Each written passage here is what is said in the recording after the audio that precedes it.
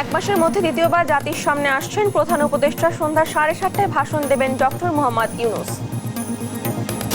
অভিযোগ ওঠায় নবনিযুক্ত 8 ডিসির নিয়োগ বাতিল, জানালেন জনপ্রশাসন সচিব। সচিবালয়ে বিশৃঙ্খলার ঘটনায় তদন্ত কমিটি। আশুলিয়ার 6 শিক্ষার্থীর লাশ পোড়ানোর ঘটনায় ট্রাইব্যুনালে অভিযোগ দায়ের, আদালতে তোলা হচ্ছে তৌফিক ইলাহিকে। সারা দেশে বাড়ছে লোডশেডিং, ব্যাহত হচ্ছে শিল্প উৎপাদন, গরমে অতিষ্ঠ জনজীবন, সংকট নিরসনে দ্রুত পদক্ষেপের দাবি। এবং 2 মাস পর একাডেমিক কার্যক্রম শুরু করেছে রাজশাহী বিশ্ববিদ্যালয়। চলছে ক্লাস পরীক্ষা, ছাত্রলীগ বিষয়ে সতর্ক অবস্থানে প্রশাসন।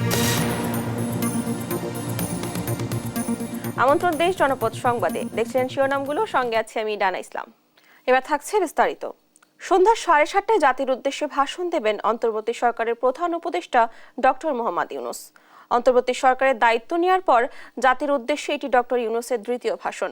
এর আগে গেল 5 আগস্ট ছাত্র জনতার জনরোষের মুখে শেখ হাসিনা পদত্যাগ করে ভারতে পালিয়ে যান। উদ্ভূত পরিস্থিতিতে 8 আগস্ট অন্তর্বর্তী সরকারের প্রধান হিসেবে দায়িত্ব নেন ডক্টর ইউনূস। দায়িত্ব নিয়েই ছাত্র আন্দোলনে চালানো গণহত্যার বিচারের উদ্যোগ নেন তিনি। সেই সঙ্গে আহতদের সুষ্ঠু চিকিৎসারও ব্যবস্থা করেন। পাশাপাশি রাষ্ট্র পুনর্গঠনে বিভিন্ন খাতে সংস্কারের উদ্যোগ নেন প্রধান উপদেষ্টা। নতুন নিয়োগ পাওয়া 59 ডিসির মধ্যে 8 জনের নিয়োগ বাতিল করা হয়েছে বলে জানিয়েছেন জনপ্রশাসন মন্ত্রণালয়ের সিনিয়র সচিব ডক্টর মোহাম্মদ মোখলেসুর রহমান। বুধবার দুপুরে সচিবালয়ে সাংবাদিকদের এ তথ্য জানান তিনি। বলেন, একটি বাছাই কমিটির মাধ্যমে ফিট লিস্ট হয়। সেই কমিটি আজ বৈঠকে বসেছিল। পর্যালোচনা করে 8 জনের নিয়োগ বাতিল করা হয়েছে। এর আগে গেল সোম ও মঙ্গলবার 2 দিনে দেশের 59 জেলায় নতুন ডিসি পদায়ন করা হয়। এ পদে নিয়োগের ক্ষেত্রে বঞ্চিত হওয়ার অভিযোগ তুলে মঙ্গলবার সচিবালয়ে জনপ্রশাসন মন্ত্রণালয়ে হট্টগোল করেন উপসচিব পর্যায়ে এক দল কর্মকর্তা। এ ঘটনায় তদন্ত কমিটি করার কথাও জানান জনপ্রশাসন সচিব।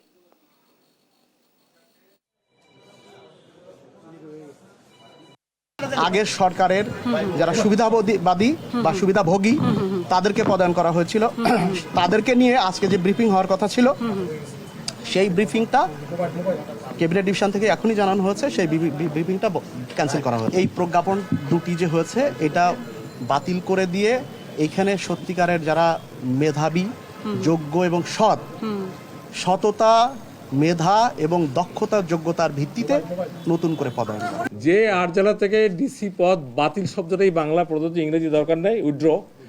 তার মধ্যে উইথড্র হলে 1 নম্বর হলো লক্ষ্মীপুর জেলা, এটা কোনো সিরিয়ারিটি, কোনো প্রায়োরিটি নাই। জয়পুরহাট, কুষ্টিয়া, রাজশাহী, সিরাজগঞ্জ, শরীয়তপুর, দিনাজপুর, রাজবাড়ী এবং এই 8টা। আর আমরা বললাম যে 4টা জেলায় রদবদল করা হয়েছে ফর বেটার ফাংশনিং। তারা ডিসি থাকবে এক জেলা থেকে আরেক জায়গায়। 1 নম্বর হলো আমাদের টাঙ্গাইলে যিনি ছিলেন তাকে পঞ্চগড়ে দেওয়া হয়েছে। আরেকজন নীলফামারীতে যিনি ছিলেন তাকে টাঙ্গাইলে দেওয়া হয়েছে। আরেকজন উনি ছিলেন সংস্কৃতি মন্ত্রণালয়ে, নাটোরে ছিলেন ডিসি, তাকে লক্ষ্মীপুর দেওয়া হয়েছে। নাটোরে ডিসি লক্ষ্মীপুর। আর যিনি পঞ্চগড়ে ছিলেন তাহলে নীলফামারী। নির্বাহী বিভাগকে দল নিরপেক্ষ করতে সবার সাথে আলোচনার মাধ্যমে সিদ্ধান্ত নিতে অন্তর্বর্তী সরকারের প্রতি আহ্বান জানিয়েছেন বিএনপির স্থায়ী কমিটির সদস্য আমির খসরু মাহমুদ চৌধুরী।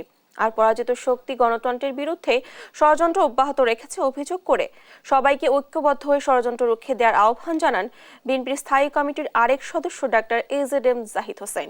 সাইফুল রিপনের প্রতিবেদনে দেখুন বিস্তারিত।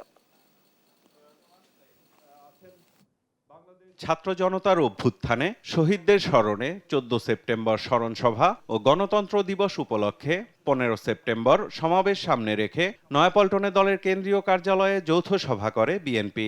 পরে সংবাদ সম্মেলন করে 2 কর্মসূচিতে সব শ্রেণী পেশার মানুষকে অংশ নেয়ার আহ্বান জানান বিএনপি নেতারা। স্মরণ সভা 14 তারিখ কেন্দ্রীয় শহীদ মিনারে বিকেল 3টা থেকে বিকেল 5টার মধ্যে কেন্দ্রীয় শহীদ মিনারে।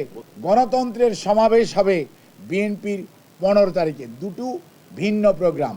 দলের স্থায়ী কমিটির সদস্য ডাক্তার AZM জাহিদ হোসেন বলেন, গণতন্ত্রের প্রাতিষ্ঠানিক রূপ না দেয়া পর্যন্ত চলবে বিএনপির চলমান আন্দোলন। আইন আদালতকে ব্যবহার করে, আরেকবার কিছু সংখ্যক বিপদগামী আনসারকে ব্যবহার করে, এখন শ্রমিক অসন্তোষের নাম দিয়ে বিভিন্ন শ্রমিক কলকারখানায় শ্রম আন্দোলন করার চেষ্টা করা হচ্ছে, যেখানে শ্রমিকদের কোনো অংশগ্রহণ নাই, সন্ত্রাসীদের অংশগ্রহণ আছে। এবং লড়াই সেই দিনই ক্ষান্ত হবে যেই দিন এদেশের মানুষ নির্ভয়ে, নির্বিঘ্নে এবং নিঃশঙ্ক চিত্তে তার প্রতিনিধি নির্বাচিত করার সুযোগ পাবে। এদিকে গুলশানের কার্যালয়ে অস্ট্রেলিয়ার হাই কমিশনারের সাথে বৈঠক করেন দলের মহাসচিব মির্জা ফখরুল ইসলাম আলমগীর। বৈঠক শেষে সাংবাদিকদের সামনে আলোচনার বিষয়বস্তু তুলে ধরেন দলের স্থায়ী কমিটির সদস্য আমির খসরু মাহমুদ চৌধুরী। নির্বাচনী কর্মকাণ্ডের জন্য কি কি পরিবর্তন দরকার, সেগুলো কিভাবে এগুচ্ছে সে ব্যাপারে জানতে চেয়েছে। মূলত সার্বিকভাবে এগুলো আলোচনার পরে তাদের ধারণা যে যত তাড়াতাড়ি সম্ভব আমাদের বাংলাদেশে এই সমস্ত সমাধানের মাধ্যমে আগামীতে একটা আমরা সুষ্ঠু নির্বাচনের মাধ্যমে একটা গণতান্ত্রিক সরকারের অধীনে ক্ষমতা হস্তান্তরের বিষয়টি এগিয়ে যাবে। জনপ্রশাসনের অস্থিরতা নিয়ে প্রশ্নের জবাবে বলেন, 15 বছরের দলীয়করণ থেকে বের হতে হলে আলোচনার মাধ্যমে আসতে হবে যে কোনো সিদ্ধান্ত। বিগত শেখ হাসিনার রেজিম এই নির্বাহী বিভাগটাতে ধ্বংস করে চলে গেছে। এখান থেকে বেরিয়ে আসতে হলে একটা ঐক্যবদ্ধ প্রচেষ্টা থাকতে হবে। তো আমরা সেটাই অনুরোধ করব, যারা এই কাজগুলো করছে তারা যাতে ঐক্যবদ্ধভাবে আলাপ আলোচনার মাধ্যমে সকলের সাথে এই সিদ্ধান্তগুলো নিলে তাইলে হয়তো আরও সুবিধা হবে, আরও ভালো হবে। কারণ আমরা সহযোগিতা করছি, সুযোগ সন্ধানীরা এখানে বসে আছে। নতুন বাংলাদেশ প্রতিষ্ঠায় সবার ঐক্যবদ্ধ প্রচেষ্টার ওপর জোর দেন আমির খসরু মাহমুদ চৌধুরী।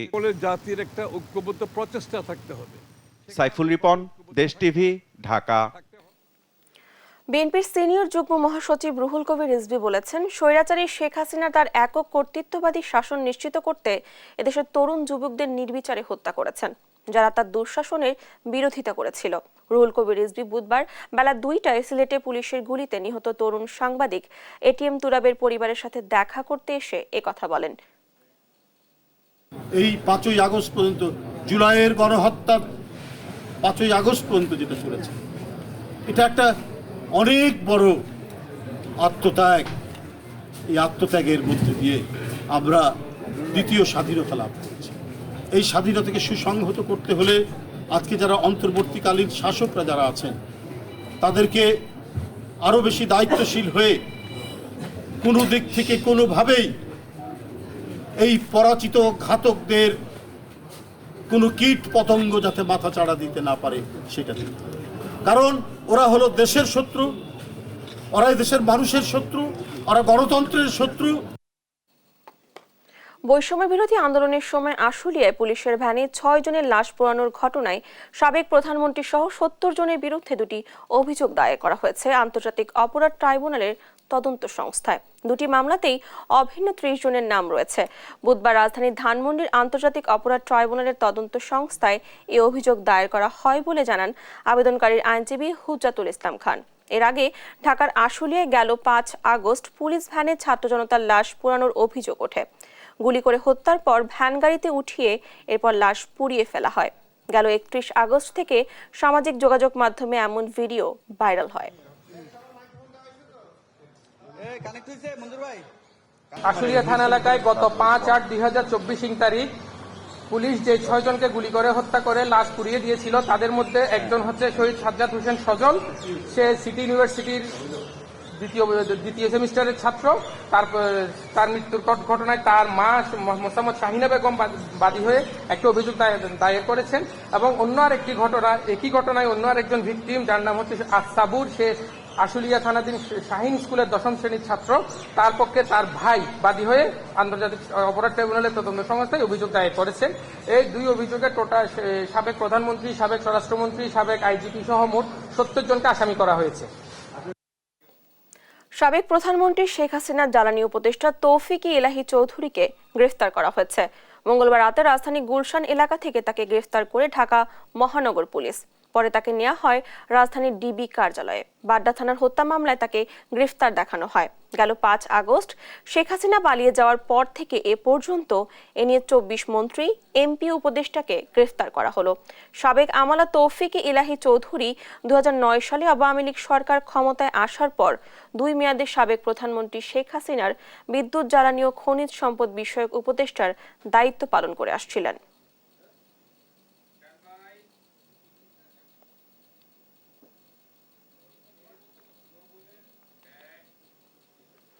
ন্যায় বিচার নিশ্চিতের স্বার্থে দ্রুত ট্রাইব্যুনাল পুনর্গঠন ও প্রসিকিউশন টিমে লোকবল বৃদ্ধির আহ্বান জানিয়েছেন আন্তর্জাতিক অপরাধ ট্রাইব্যুনালের চিফ প্রসিকিউটর মোহাম্মদ তাজুল ইসলাম। এ সময় তিনি জানান, তদন্ত নিজস্ব গতিতে চলছে। আহত ব্যক্তিদের টেস্ট রিপোর্টে স্পষ্ট গুলির চিহ্ন রয়েছে, যা সুষ্ঠু তদন্তে সাহায্য করবে। বুধবার জাতীয় চক্ষু বিজ্ঞান ইনস্টিটিউটে ছাত্র জনতার আন্দোলনে পুলিশের গুলিতে আহতদের পরিদর্শন শেষে সাংবাদিকদের এসব কথা বলেন। বিস্তারিত থাকছে আলিমুজ্জামান সাফওয়ানের রিপোর্টে। ছাত্র জনতার আন্দোলনে পুলিশের গুলিতে আহতদের দেখতে বুধবার জাতীয় চক্ষু বিজ্ঞান ইনস্টিটিউটে যান আন্তর্জাতিক অপরাধ ট্রাইব্যুনালের চিফ প্রসিকিউটর তাজুল ইসলাম। এ সময় তার সঙ্গে ছিলেন হাসপাতাল পরিচালক প্রফেসর ডক্টর খাইর আহমেদ চৌধুরী ও অন্যান্য চিকিৎসকরা। এ সময় চিফ প্রসিকিউটর বলেন, আন্দোলনকারীদের গুরুতর আহত ও হত্যার উদ্দেশ্যে সরাসরি বুকে ও এর উপরে গুলি করেছে পুলিশ। অপারেশনের পরে যে পিলেটগুলো চোখ থেকে বের করা হয়েছে, অনেকের ফাইলের মধ্যে কিন্তু এগুলো সংরক্ষণ করে রাখা হয়েছে। এখানে 100% গানশট ইনজুরি, এবং সেগুলো করা হয়েছে বুক থেকে উপরের দিকে, মানে উদ্দেশ্যই ছিল হত্যারা অথবা পার্মানেন্টলি ডিসেবল করে দেয়া। আন্দোলনে গুলিবিদ্ধ অনেকেই পুলিশের ভয়ে হাসপাতালে চিকিৎসা নিতে আসতো না বলেও উল্লেখ করেন তিনি। প্রথম দিকে যারা গুলিবিদ্ধ এখানে চিকিৎসার জন্য এসেছেন, তারা কিন্তু ভয়ে, পুলিশের ভয়ে তাদের নাম ঠিকানা বলতে চাননি। দ্রুততম সময়ে এখানে চিকিৎসা নিয়ে চলে যাওয়ার চেষ্টা করেছেন। যাদেরকে ভর্তি করা দরকার ছিল, থাকতে বলা হয়েছে, তারা সেটা থাকতে চাননি, কারণ তারা আশঙ্কা করেছেন পুলিশ হয়তো তাদেরকে ধরে নিয়ে যাবে। চক্ষু বিজ্ঞান ইনস্টিটিউটের পরিচালক বলেন, যারা আহত হয়েছে তাদের দীর্ঘমেয়াদী চিকিৎসার প্রয়োজন। অলমোস্ট 100%ই গুলির মাধ্যমে ওনারা আঘাতপ্রাপ্ত হয়েছেন। আমাদের ভবিষ্যতে হয়তো 3 মাস, 6 মাস, 1 বছর, 2 বছর, 5 বছর লং টার্মে হয়তো এই রোগীদেরকে চিকিৎসার আওতায় নিয়ে আসতে হবে। আন্দোলনে দৃষ্টি হারানো স্বজনদের পুনর্বাসনের দাবি জানিয়েছে পরিবারের সদস্যরা। আলিমুজ্জামান সাফওয়ান, দেশ টিভি, ঢাকা। পাহাড়ি শিক্ষা স্বাস্থ্যসেবায় বৈষম্য থাকবে না বলে মন্তব্য করেছেন বৈষম্য বিরোধী ছাত্র আন্দোলনের সমন্বয়ক হাসনাত আব্দুল্লাহ। তিনি বলেন, ঢাকায় শিক্ষার্থীরা যে শিক্ষা পাচ্ছে, একই শিক্ষা ব্যবস্থা বান্দরবানেও থাকতে হবে। বুধবার সকালে বান্দরবান ক্ষুদ্র নিজ জনগোষ্ঠী সাংস্কৃতিক ইনস্টিটিউট প্রাঙ্গণে মতবিনিময় সভায় এই কথা বলেন তিনি। হাসনাত বলেন, পাহাড়ে পাহাড়ে চাঁদাবাজি চলে, যা ফ্যাসিস্ট সরকারের অংশ। ছাত্র জনতা এর বিরুদ্ধে প্রতিরোধ গড়ে তুলবে। এ সময় সমন্বয়ক পদের জন্য বিশৃঙ্খলা না করার আহ্বান জানান তিনি।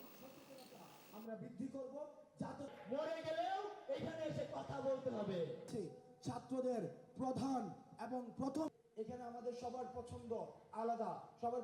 সমতলে যে ধরনের শিক্ষা ব্যবস্থা, স্বাস্থ্য ব্যবস্থা, ঠিক একই ধরনের শিক্ষা এবং স্বাস্থ্য ব্যবস্থা আমাদের পাহাড়েও নিশ্চিত করতে হবে।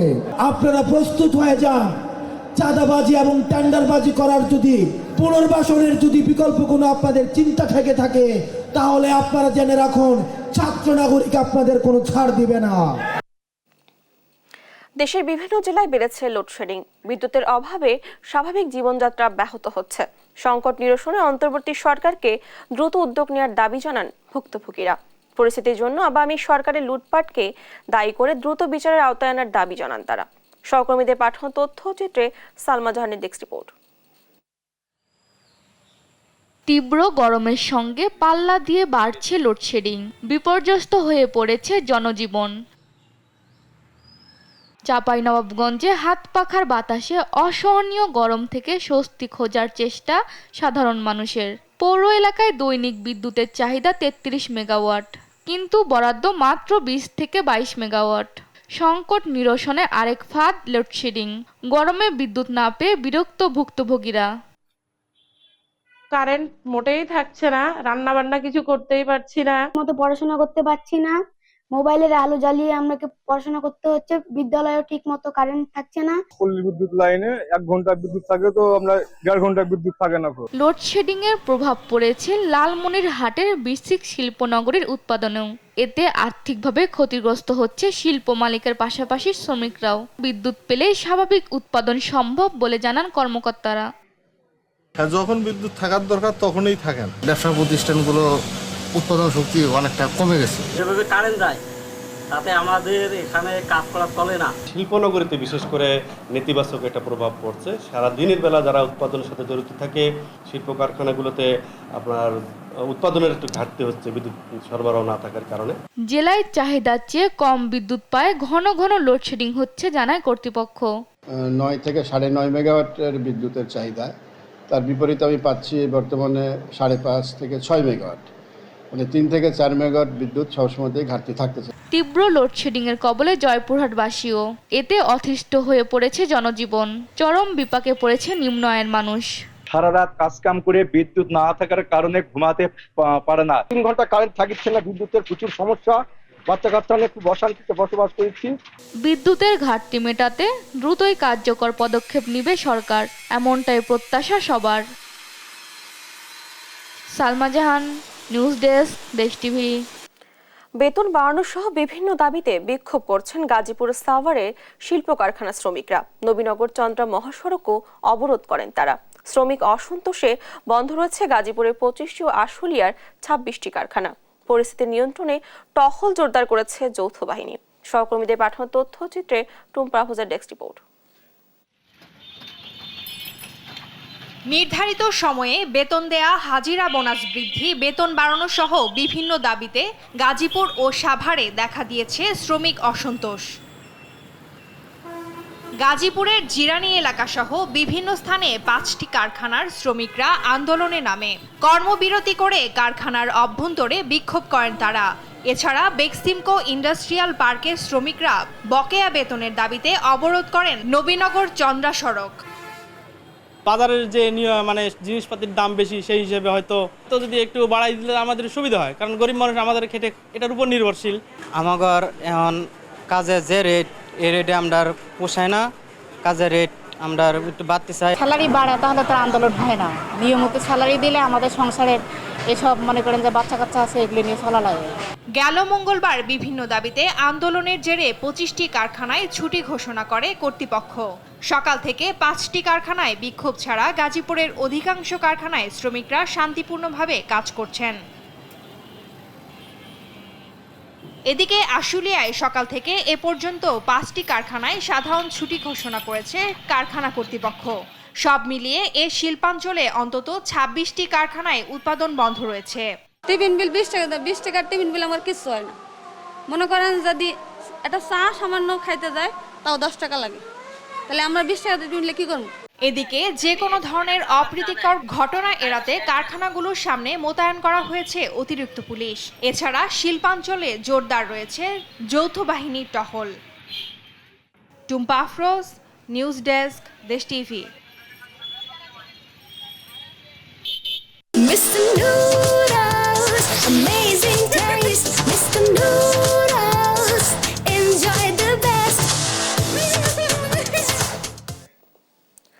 প্রায় 2 মাস পর একাডেমিক কার্যক্রম শুরু হয়েছে রাজশাহী বিশ্ববিদ্যালয়ে।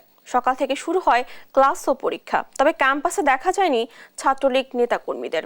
উপাচার্য জানিয়েছেন, ছাত্রলীগ নেতাদের বিরুদ্ধে সিট বাণিজ্য, মারধর সহ নানা অভিযোগের বিষয়ে কঠোর অবস্থানে রয়েছে কর্তৃপক্ষ। কাজী সাহেদের প্রতিবেদনে দেখুন বিস্তারিত।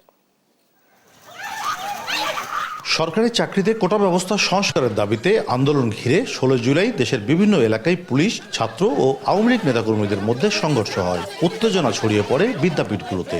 এই দিনই সিন্ডিকেটের জরুরি সভায় অনির্দিষ্টকালের জন্য বন্ধ ঘোষণা করা হয় রাজশাহী বিশ্ববিদ্যালয়।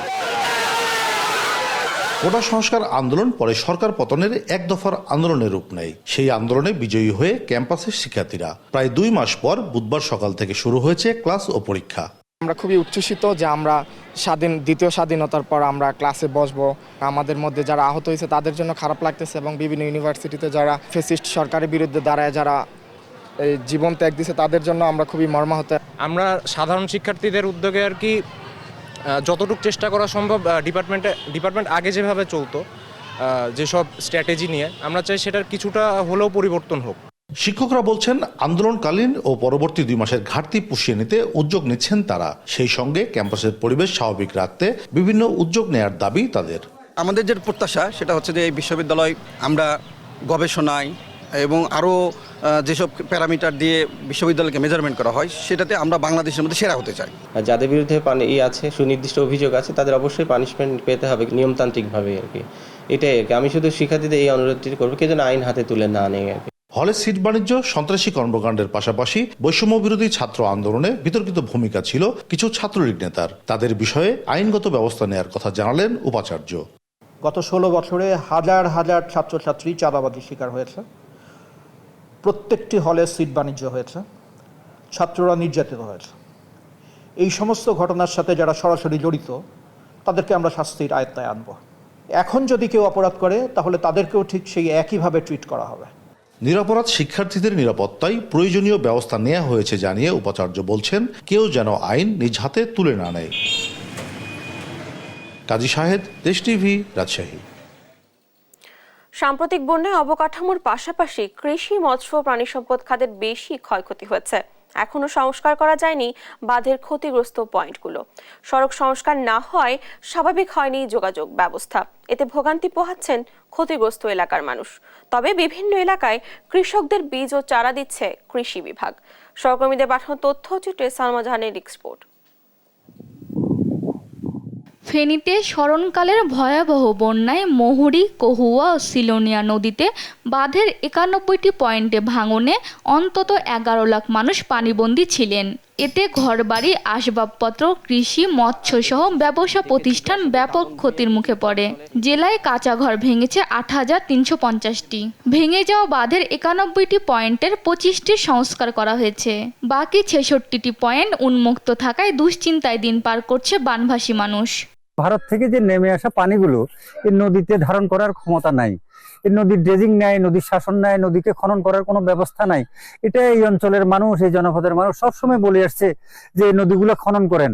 সরকার আসে, সরকার যায়, কিন্তু এই জনপদের মানুষের ভাগ্যের কোনো পরিবর্তন হয় না।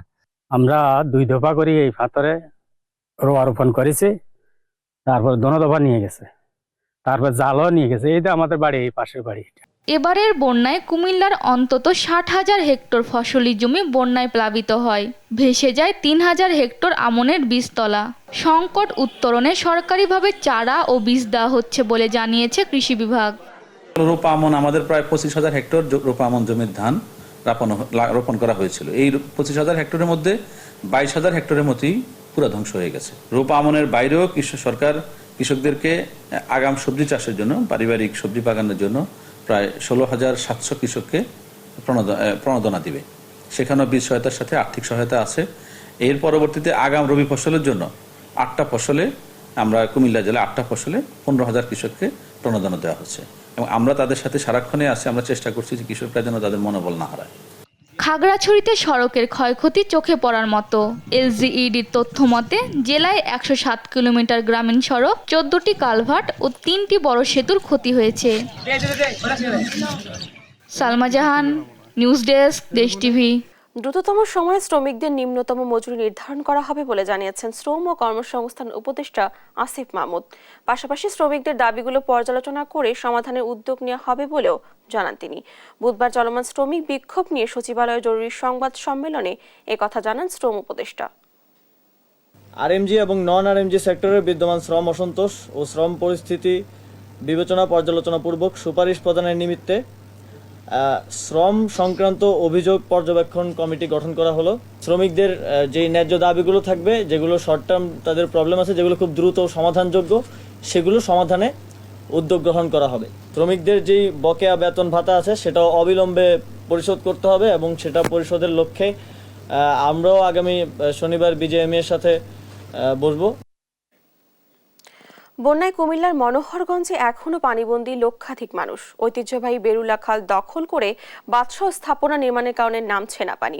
দখলদারদের থেকে খালটি উদ্ধার ও পুনরায় খননের দাবিতে বিক্ষোভ করেছে স্থানীয়রা। বুধবার সকালে নাথের পেটুয়া বাজারে এই বিক্ষোভ ও মানববন্ধন হয়। বক্তারা বলেন, খালের উপর প্রভাবশালীরা 1.5 শতাধিক দোকান তুলেছেন। একের পর এক দখলের ফলে খালটি সংকুচিত হয়ে অস্তিত্ব খুঁজে পাওয়া কষ্টকর হয়ে পড়েছে। খালটি এখন ড্রেনে পরিণত। শিগগিরই এসব স্থাপনা ভেঙে খালটি দখলমুক্ত করার দাবি তাদের। কক্সবাজার সদর হাসপাতালে চিকিৎসকদের মারধরের প্রতিবাদে কমপ্লিট শাটডাউন কর্মসূচি দেয় চিকিৎসক, নার্স ও কর্মকর্তা কর্মচারীরা। তবে প্রশাসন ও সেনাবাহিনীর সাথে বৈঠকের প্রেক্ষিতে সীমিত পরিসরে সেবা চালুর কথা জানান হাসপাতাল তত্ত্বাবধায়ক। তবে বুধবার দুপুর পর্যন্ত চিকিৎসকদের সেবা দিতে দেখা যায়নি। হাসপাতাল তত্ত্বাবধায়ক ডাক্তার মং টিং ক্রো সাংবাদিকদের বলেন, হামলাকারীরা গ্রেফতার না হওয়া পর্যন্ত তাদের এই কর্মসূচি চলবে। এর আগে গতকাল মঙ্গলবার রাত 1টায় হাসপাতালের সিসিইউতে চিকিৎসাধীন এক রোগীর মৃত্যুকে কেন্দ্র করে মারধরের শিকার হন ডাক্তার সজীব কাজী নামের এক চিকিৎসক। এদিকে চিকিৎসা সেবা বন্ধ থাকায় চিকিৎসাধীন প্রায় 800 রোগী বিপাকে পড়েছেন। অনেকে বাধ্য হয়ে যাচ্ছেন পার্শ্ববর্তী বেসরকারি হাসপাতালে।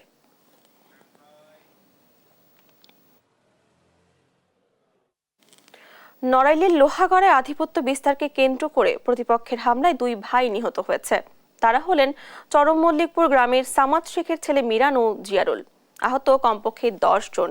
পুলিশ জানায়, আধিপত্য বিস্তার ঘিরে জেলা বিএনপির সাংগঠনিক সম্পাদক ফেরদৌস শেখের সাথে লোহাগড়া উপজেলা যুবদলের আহ্বায়ক খান মাহমুদ আলমের সমর্থকদের মধ্যে বিরোধ চলে আসছিল। বিরোধ মীমাংসার জন্য বুধবার সকাল 10টার দিকে ফেরদৌসের সমর্থক মিরান ও জিয়ারুল সহ কয়েকজন মীমাংসাস্থলে যাচ্ছিল। পথিমধ্যে খান মাহমুদের সমর্থকরা তাদের কুপিয়ে জখম করে। তাদের উদ্ধার করে লোহাগড়া স্বাস্থ্য কমপ্লেক্সে নিয়ে গেলে চিকিৎসক মৃত ঘোষণা করেন।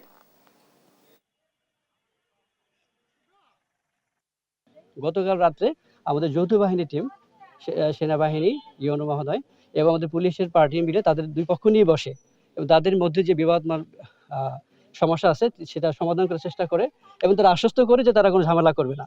এটা আশ্বস্ত হওয়ার পর আমরা সবাই সরে যাই, কিন্তু অদ্য সকালবেলায় তারা 2 পক্ষ আবার ঝামেলা জড়িয়ে পড়ে এবং একই বাড়ির 2 ভাইকে তারা অতর্কিত আক্রমণ করে হত্যা করে। আদালতে তোলা হয়েছে সাবেক প্রধানমন্ত্রী শেখ হাসিনা জ্বালানি উপদেষ্টা তৌফিক ইলাহি চৌধুরীকে। এ নিয়ে ব্রিফ করছেন আইনজীবীরা। সরাসরি চলে যাচ্ছি সেখানে। সঙ্গে সে জড়িত এবং হত্যার সঙ্গে সেই বিভিন্ন পর্যায়ে পুলিশ তদন্ত করে তার সংশ্লিষ্টতা পাওয়ার কারণে তদন্তকারী কর্মকর্তা তাকে এই মামলায় অ্যারেস্ট দেখানো হয় এবং তাকে এই মামলায় আদালতে উপস্থিত করা হয় এবং এই মামলায় উপস্থিত করে তদন্তকারী কর্মকর্তা বলেন যে আসামি এই হত্যার সঙ্গে জড়িত এবং এই হত্যার বিষয়ে আর কারা কারা জড়িত এবং এই হত্যার পিছনে আর কারা কারা আছে এই বিষয়ে বিশদভাবে জিজ্ঞাসাবাদ করার জন্য এই আসামি প্রাথমিকভাবে কিছু তথ্য দিয়েছেন এবং আরও তথ্য পাওয়ার জন্য তাকে অধিকতর জিজ্ঞাসাবাদ করা প্রয়োজন, তার জন্য রিমান্ডে তিনি প্রার্থনা করেন এবং আসামি পক্ষে ওকালতনামা দিয়ে আসামি পক্ষের আইনজীবী রিমান্ড বাতিল পূর্বক জামিনে প্রার্থনা করেন। বিজ্ঞ আদালত উভয়ের বক্তব্য শুনে এই আসামির বিরুদ্ধে 4 দিনের রিমান্ড মঞ্জুর করেন। আপনারা জানেন যে এই তৌফিক ইলাহি বাংলাদেশের কুইক রেন্টাল নামে লোক দেখানো একটি বিদ্যুৎ খাত তৈরি করে হাজার হাজার কোটি টাকা বাংলাদেশ থেকে লোপাট করেছে এবং হাজার হাজার কোটি টাকা লোপাট করার জন্য কিছু জ্বালানি খাতের মানুষকে সৃষ্টি করেছে। আপনারা জানেন যে আদানি গ্রুপ, এই আদানি গ্রুপের এখনো বাংলাদেশে তারা $800 মিলিয়ন এখনো বাংলাদেশে তারা পায়। এই যে আদানি গ্রুপ বাংলাদেশে এনে উচ্চ মূল্য হারে বিদ্যুৎ কিনে এবং সেখানে লাভবান হয়েছে তৌফিক ইলাহি।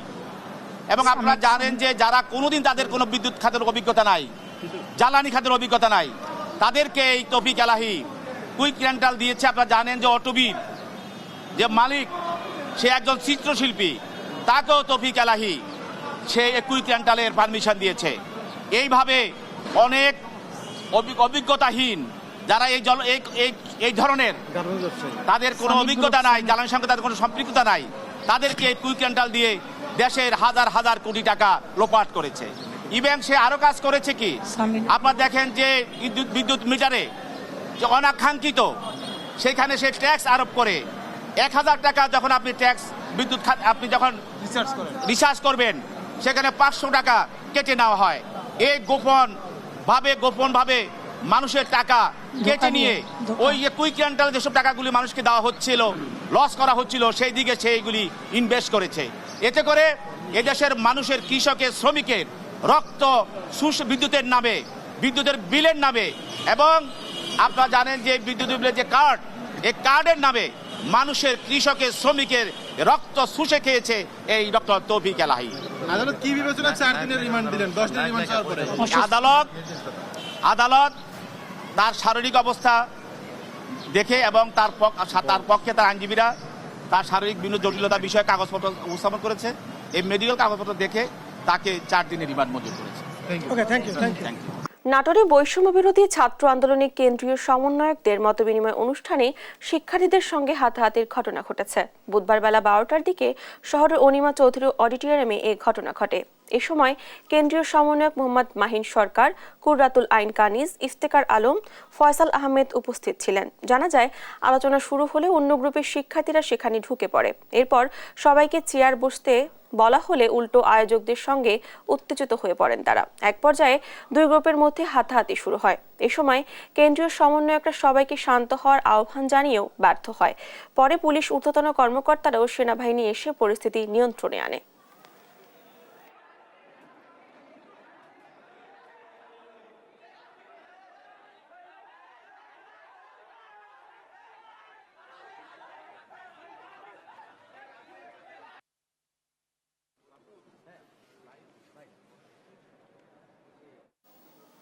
এই ছিল এখনকার দেশ জনপদ সংবাদ। পরবর্তী দেখার আমন্ত্রণ রইল। এছাড়া দেশ টিভির সর্বশেষ সব খবর পেতে ভিজিট করুন www.desh.tv। ফেসবুকে আমাদের সঙ্গে যুক্ত থাকুন দেশ টিভি অথবা দেশ টেলিভিশন পেজে। সর্বশেষ সব ভিডিও পেতে ইউটিউবে আমাদের হ্যান্ডেল @দেশ টেলিভিশন অথবা @দেশ টিভি নিউজ লিখে সার্চ করুন। ধন্যবাদ সবাইকে।